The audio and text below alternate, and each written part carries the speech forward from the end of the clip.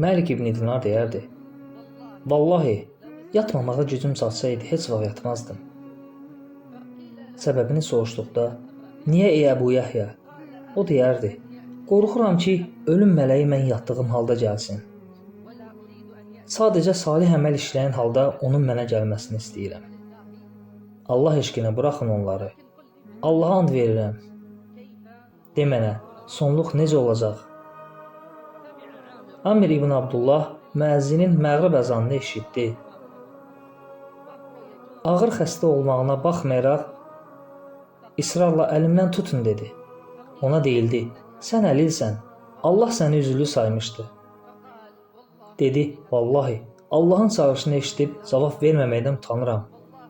Dedi: "Vallahi, Allahın çağırışını eşidib cavab verməməkdən utanıram. Allah böyükdür. Bugün nə qədər insan bu çağırışı eşidib cavab vermir." Sonra məğrib namazına qoşuldu və bir rükət namaz qıldı. Sonra vəfat etdi və bir rükət namaz qıldı. Sonra vəfat etdi. Uca Allahın xətrinə de mənə, qiyamət günü dirilişi necə olacaq?